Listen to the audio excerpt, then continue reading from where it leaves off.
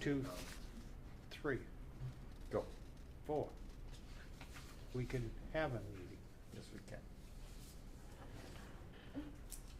We have a quorum. So sorry, I missed last meeting as my girl. So, can you see the extra way here? No, no.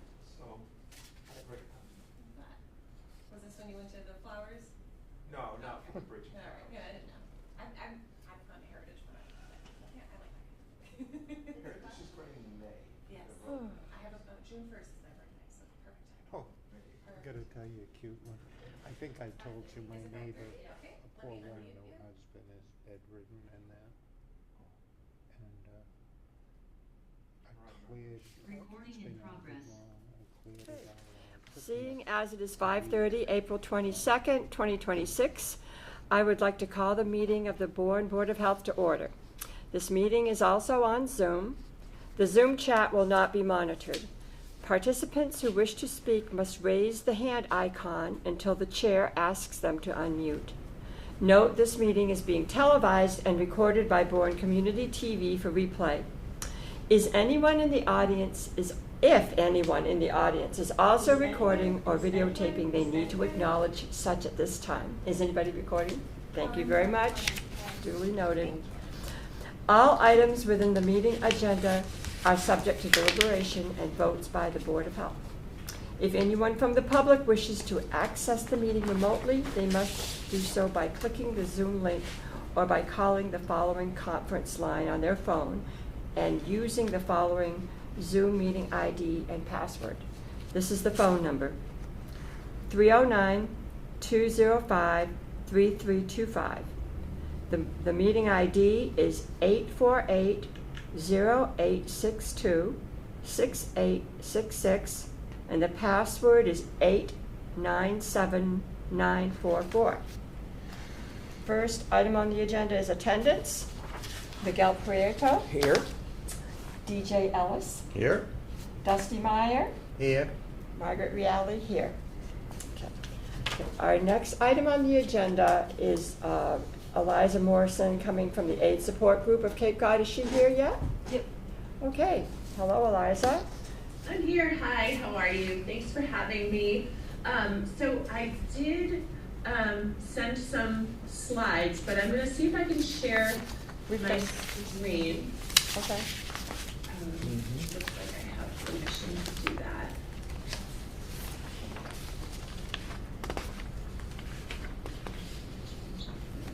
Slideshow here, and we need some. Sorry about that. Okay. Is everybody able to see that okay? Yeah. Yep. Super. All right. Well, thank you so much for having me here tonight. My name is Eliza Morrison, the Director of Harm Reduction Services at the AIDS Support Group of Cape Cod, and I was asked to attend tonight's meeting by Caitlin just to provide a little bit more information about some of the services that we provide, some of the services that we are providing in the town of Bourne, and also to request support of the board and the town of Bourne for syringe service programming. As you may know, syringe service programming is legal in Massachusetts. We can provide harm reduction and syringe services in any town in the state. However, if we have the support of the town, we are then able to potentially get some state funding to support our programming. So a letter of support really helps our organization and the collaboration with the towns that we are working with. So just here tonight to tell you a little bit about some of the services that we provide. So just our mission statement is that the AIDS Support Group of Cape Cod saves lives through prevention, education, and life-sustaining services that address public health crises to build healthy communities across the Cape and Islands. So some of those services that we provide are overdose prevention and education. So we provide education in the community to not only community members, but people who are at risk for potentially experiencing overdose, different community-centered organizations, organizations that work with people who are in recovery, medical organizations, etc. So we provide overdose recognition, prevention, education, and free Narcan distribution and training in the community. We also provide syringe disposal and syringe retrieval services. So the data shows very clearly that towns that support syringe service programming have less instances of syringes that are improperly disposed of in the community. We provide both pickup and disposal services for people who use our services and obtain syringes from our program. We provide access to sterile supplies for people who use drugs, thereby reducing their risk of contracting infection or other communicable infection that can be associated with injection and non-injection substance use. We provide free screening for HIV, hepatitis C, and other STIs. We also provide counseling and treatment, referral to community resources. We provide access to medications that can prevent or manage HIV. We provide linkage to care for all things that are related to health. We have a housing program that specifically works with people who are at risk for substance use, have a history of substance use, or are currently using substances. We also have a post-overdose support team who provides support to people who have experienced overdose. That looks different in every town that we work with. Sometimes it's working with police departments, sometimes it's working directly with individuals or healthcare organizations or behavioral health organizations. We do take people who are self-referred or by referral from social workers, etc. We provide post-overdose support for individuals, whatever that looks like, to reduce their risk of repeat overdose. Sometimes it looks like treatment, sometimes it looks like support around harm reduction to make sure that they do not experience a repeat overdose. So we help to create connections in the community for people. We also provide support for naloxone box installation. We provide training and refills for those boxes. Bourne has several of those already. We've worked with the Bourne Substance Free Coalition and Upper Cape Tech to install some of those boxes and to provide the Narcan that goes into those boxes. And we also have a mobile unit that serves the Bourne and Sagamore areas. And we have quite a few local participants that utilize that service. So we know that a lot of times people, because of stigma, etc., people who use substances don't generally go to more public spaces to access services because of stigma, barriers to transportation. We know that the geography on Cape can be really challenging for folks. So we have two separate mobile units. This here pictured is our smaller mobile unit, but we do have a larger mobile unit that serves the Bourne and Upper Cape area. That mobile unit has two small offices on board and a restroom, so we are able to do testing, counseling, and linkage to care on that mobile unit. It's out in the community most days during the week, and we're providing any services that we could provide at a brick and mortar site on that mobile unit, which means that we're a lot more accessible to folks. We can literally meet them exactly where they're at. So just a little overview of the Board of Health's role in overdose prevention and in partnership with our program. So basically what we're doing here tonight, so we've been placed on your agenda, on your meeting agenda. We are having a presentation where I tell you a little bit about our services, provide opportunity to answer questions, etc. And then I have provided Caitlin with a template for a potential letter of support that would go to our DPH funder and contract manager. And then hopefully they would at some point decide that they would provide a little additional funding for us to provide some more supportive services in the town of Bourne. So, and bringing our services to, I mean, we are already working with the town of Bourne, but, partnerships like this and support for our programming really helps us to work a little bit more collaboratively as far as like community Narcan trainings, data collection, providing data to programs that may be applying for grants in substance use services, etc. That data can be really important and really useful when it comes to trying to convince funders that, we are indeed seeing people who need these services, how many people are we serving, etc. Just a little bit briefly about what syringe service programming is. We talked a little bit about the amount of syringes coming in and out of a community. We are happy to provide pickup and delivery services. We provide cost-free services to people, so we really try to reduce those barriers to care and connection. There's a great benefit to having Narcan trainings and Narcan being freely distributed in the community in an anonymous way, especially through those Nalox Box initiatives, etc. There's no data that suggests that any areas that have syringe service programming partnerships have increased violence or crime, etc. In fact, the data shows sort of the opposite, that there is a decline in overdose or substance-related emergency situations. It helps to unburden usually police departments and first response services, because people are able to use Narcan at home or test substances at home before they use them. So it lowers the instance of overdose, and it's a really cost-effective way to save taxpayer money. The cost of providing medical care for somebody who is either treating hepatitis C or living with HIV contracted through unsafe syringe use is hundreds of thousands of dollars over the lifetime of that individual, whereas providing safer supplies and harm reduction education really costs pennies a day. So it is an efficient, effective economic public health measure. These are just a little bit about our locations. So we are located in Provincetown on Main Street. We're located at 428 South Street in Hyannis. We do have an office that we share with Health Imperatives over on Vineyard Haven. And then we have mobile services for the Upper Cape and Falmouth that use that larger van that I was talking about. And that's really it.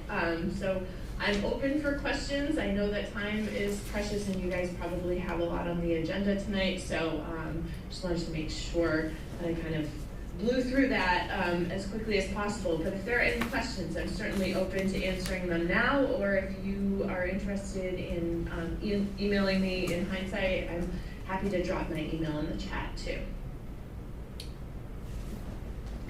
No, not me. All right. So I do have some comments. From the medical perspective, there are interventions that we call primary prevention, which is to prevent an event.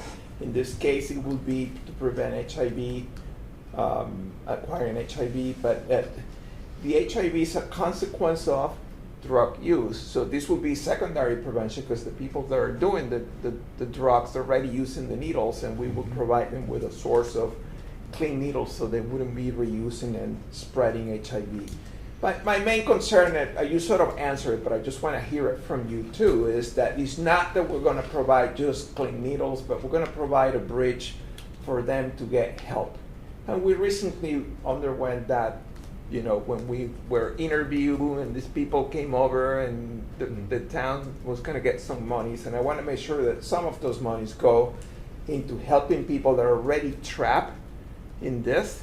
And instead of just giving them the clean needle so they don't get HIV, but people are not garbage. They can get better. They can become productive. And I just want to make sure that we give them the chance to do that, not just with clean needles, but hooking them to the services that they need so they can overcome the dependencies. This can happen to anybody. They're not bad people. They're just slaves. A person becomes a slave of whatever has controlled them, and I want to make sure they're controlled by something else that is not the drugs. So do you provide those connections to those services or those services? Yeah, I love that you recognize that. We know that even when people want to access treatment, we have really limited resources here on Cape Cod. And if somebody wants to access treatment off Cape Cod, that oftentimes is also really, really difficult. And then, maybe there's somebody who's unstably housed and they do go to treatment, but then they come home and they don't really have a stable place to live, or they don't have access to the medications that they need, etc. So there are a lot of reasons why people don't just stop using drugs. So we recognize that there's this gray area between where people are using substances and where they're accessing recovery services. So our goal is to meet them in the middle so that when they're there, until they're ready for services other than harm reduction services, they are not experiencing overdose. We don't lose people to overdose. We don't lose people to infection.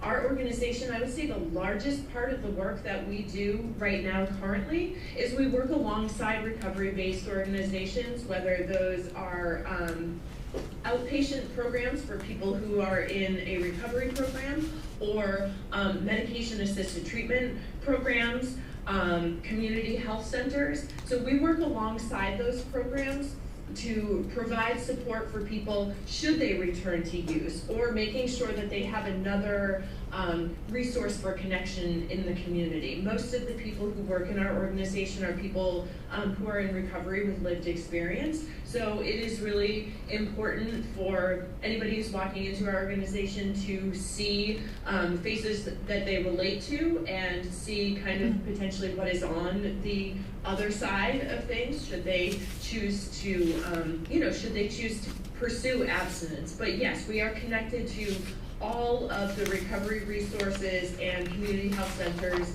here on Cape Cod to provide warm handoff referrals and connection for our participants, whether that's medical care or treatment. It's just there's a lot of data. Medical assisted treatment is extremely effective in saving lives and restoring people to the community, and then they become productive and they can lead life. And I treat patients like that, and Yes. I can make it my goal to push some of the. I know there's a lot of resistance from many doctors to get the doctors in my organization to treat. Like my buprenorphine panel is full, but it's like, we gotta help people. Yes, and medication-assisted treatment is harm reduction, So I think all of that, it's all important. The abstinence-based programs, the harm reduction programs, right now, I think that harm reduction programming is really in jeopardy because of, some of the statutes coming down from, the federal government. And so I think that, the support of towns and these opioid remediation funds that different states are receiving are going to become really, really important in continuing to support this programming. So yeah, I really appreciate that perspective. Thank you for sharing all of that. So I was going to ask a little bit more simply, was that when people come, whenever you have contact, they come in, they come in for example, for a needle exchange, or they come in for testing. Every time you have contact, are you offering and saying, would you like, or helping them to plug into something? You were saying that a lot of, inpatient treatment is hard to get into, but there's other options, as Dr. Miguel was saying, programs where perhaps they could see a doctor right here. In other words, are these being offered all the time? Are you every time you have contact with someone?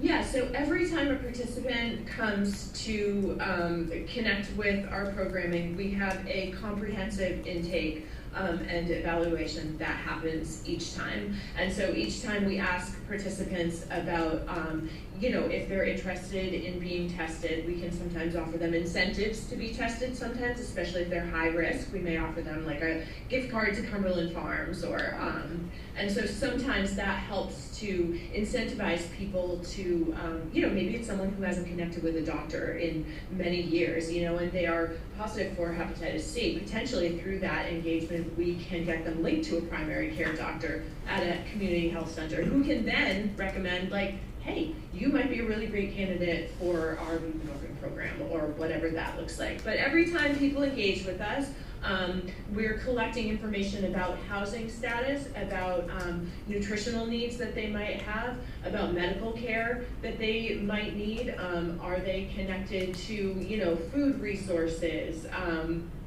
All of those things. So each time we really address that punch list of items, and we offer supports based on what they what they tell us. So they're not just coming and dropping off needles and getting another one. So you're offering them, and always checking. Are you ready? Can it is to yes, get it is into treatment. It's a whole person kind of wraparound approach to services. It is never a one-for-one syringe exchange. Yeah. It's a comprehensive conversation that happens. I was really pleased too about your mobile service. In the notes that we received, it said something about that there would not be a service site in Bourne.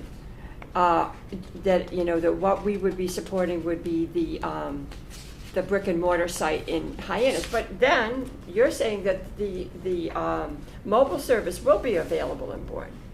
Yeah, so we're already providing services in our mobile unit in Bourne. We already have multiple clients with that we're meeting on a weekly basis. There are also folks who are unstably housed and living in vehicles that live at the park and ride location. So we're there frequently. No, we are definitely, we would love to have more maybe potentially permanent, not permanent, but more opportunities for residencies in Bourne with our mobile unit. So we partner with some churches, some community organizations, some outreach organizations, the shelter, the Salvation Army here in the Mid-Cape area, where we'll go for maybe an hour at a time and we'll park our mobile unit. We can provide Narcan, we can provide all of our outreach services on the van at that time. So anyone in the community of Bourne that's interested in having our mobile unit come and park, we'd love to engage. That would be a wonderful opportunity. Can anybody get the Narcan training? Anybody can get the Narcan training for sure. So folks can come into any of our offices or call any of our offices. I do them for community-based organizations, mental health facilities, all the time in the community. Upper Cape Tech, we've done a bunch. So yes, absolutely. And we also provide free Narcan distribution. So.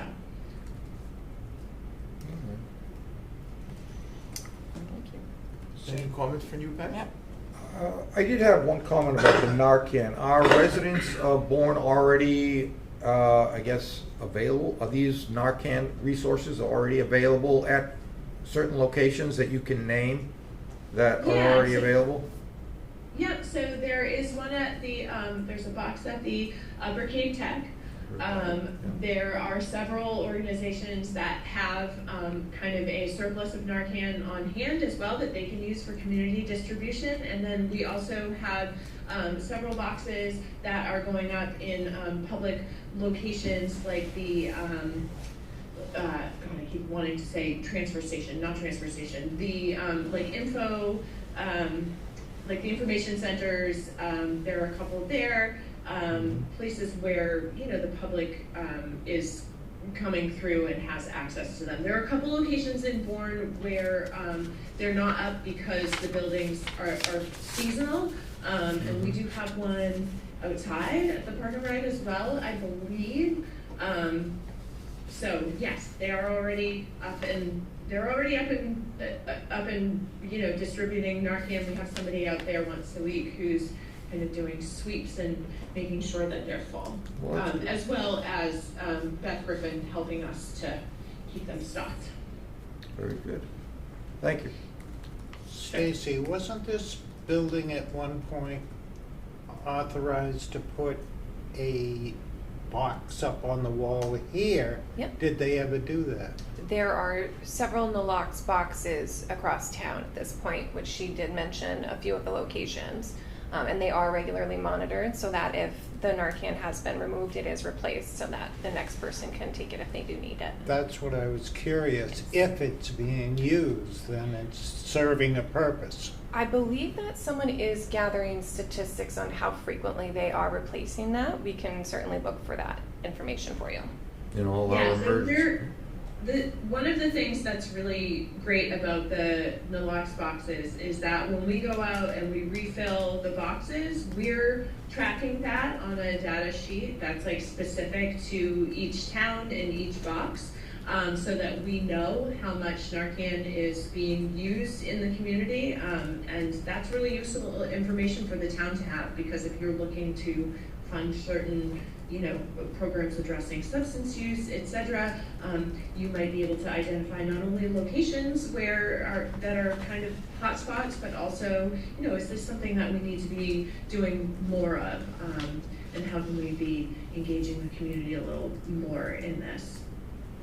Community Narcan trainings are also a great idea, and I'm happy to do one of those. I think there's a lot of misinformation about Narcan, and I think about substances and substance use in general. So having a community training before the van starts to appear a little more frequently in your community, or maybe just something to make people more aware of these boxes that they have access to in the community, is a great idea as well. So I'm happy to do that some evening where the public can attend and ask questions and talk about that.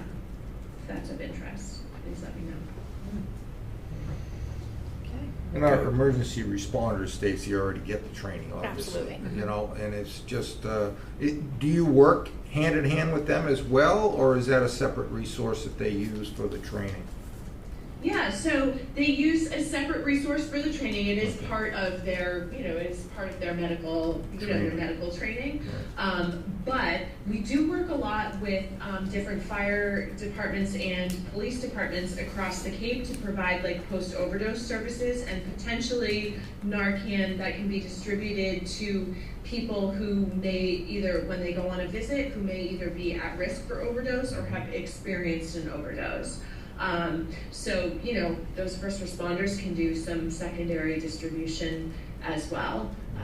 So that's something that we do. We have given, we've given Narcan to, I believe, the fire department in Bourne several times for secondary distribution. We work with Sandwich to provide post-overdose kind of kits and information for people as well.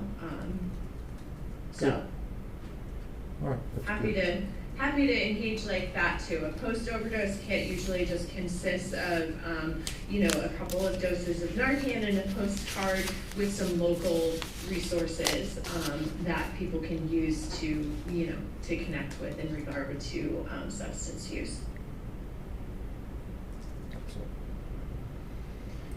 So ready to make a motion? Um, Terry, if you allow me? I will entertain a motion from Okay. anyone. So I make a motion to provide a letter of support to the AIDS support group of Cape Cod so they can procure funding from the Department of Health from Massachusetts. Second. Agreed? Aye.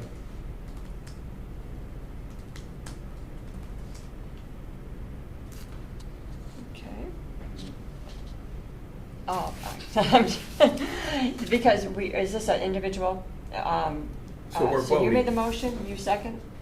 Aye. Aye, okay. Very good. Okay. I was just looking over the sample motion. Mhm. That's why I didn't respond right away, to make sure that the motion that we made was in line with what we were supposed to be making the motion. Anyway, yes, we're happy to support you. And it's great to see that the residents are already getting a lot of the support Yes. and Yeah. that it's a continuation of the Yeah. support we show. I Very think a good. mobile Yeah, unit thank you. is a great thing. Thank you so much. Yeah, and I'm looking forward to working with Caitlin and their team on how we can kind of, connect more fully and really immerse in the community and start providing some supports, or some more visible supports. So thank you all so much for having me. And, Thank you for coming. Yeah. Appreciate it. Ooh. All right. Take care, everyone. Okay. Good Bye-bye. night. Thank you. Bye-bye. Thanks, Liza. I noticed that when I did the attendance, I neglected to mention that our chairman, Bob Collette, is absent.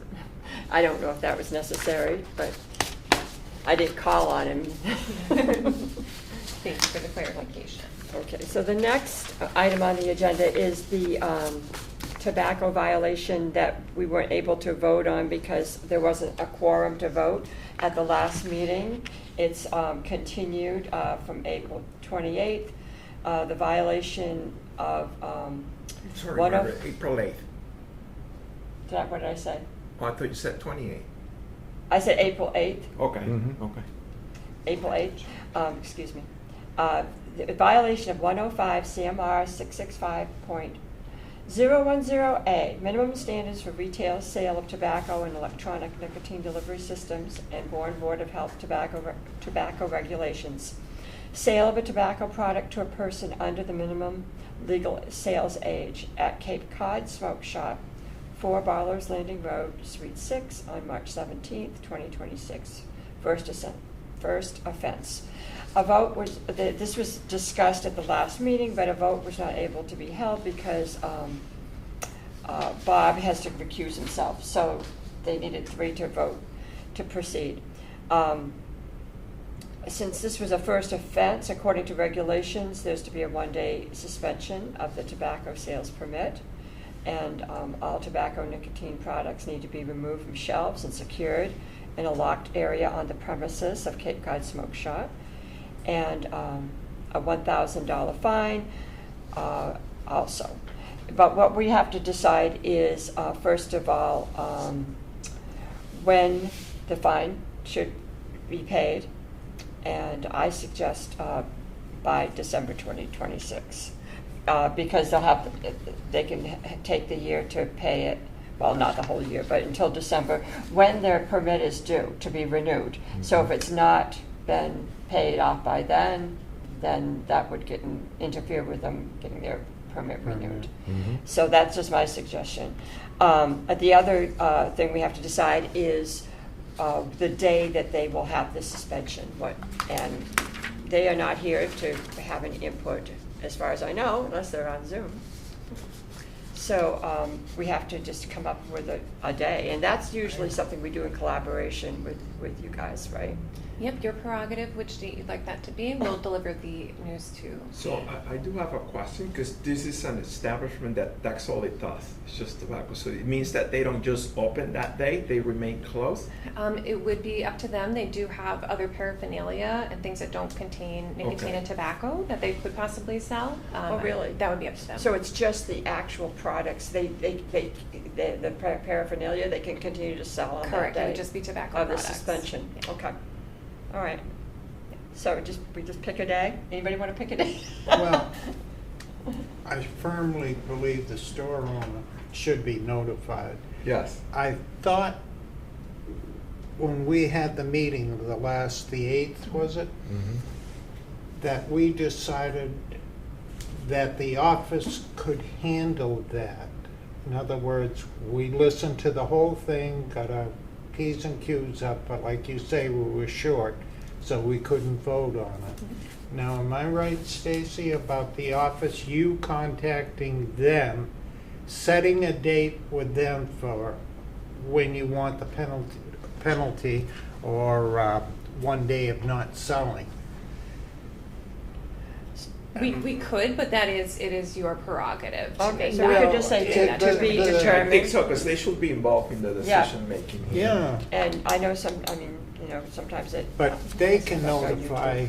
the owner that we had the meeting, this is what we discussed, and these Okay. are the terms. Okay, So we'll say that the date of the permit suspension will be determined, to be determined between the BOH, the Board of Health staff and the Cape Cod. Owner. Cape Cod Smoke Shop. Is that appropriate? If that's what you folks would like to do. Okay. Yes. All right. Yeah, You see- want that?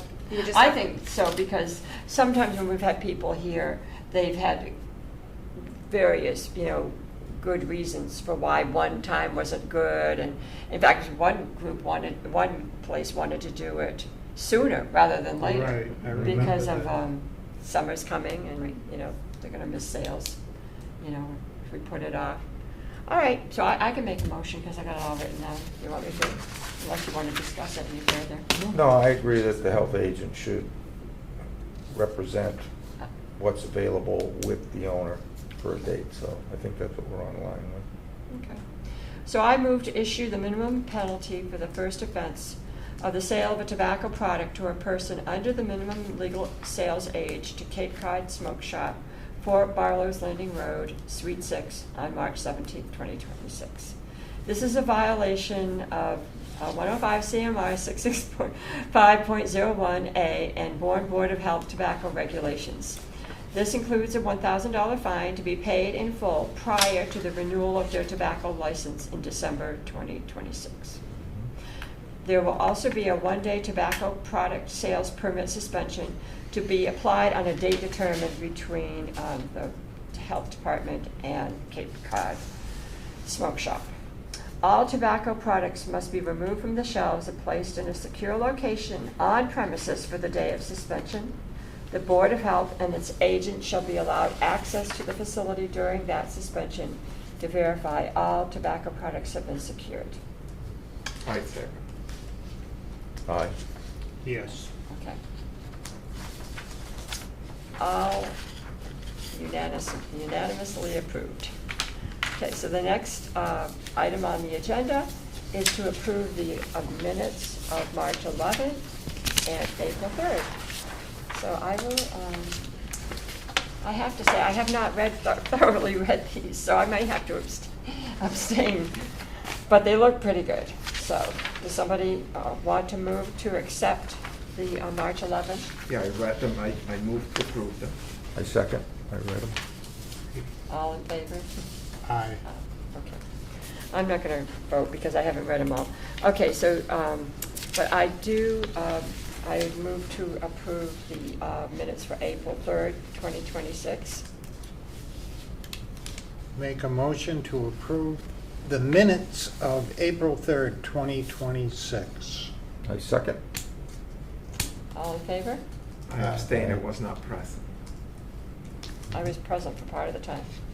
So, is it okay if I Yes. wasn't there the whole time? As long as you familiarize yourself with the meeting itself, even if you were not in attendance, you are able to vote on those All right, meeting well, minutes. I accept those minutes. Okay, and does anybody have anything else that they would like to discuss before we adjourn? No? Okay. Make a motion to adjourn. Second. I thought you'd fight me on that. All in I favor? gave it a thought. Aye. Aye.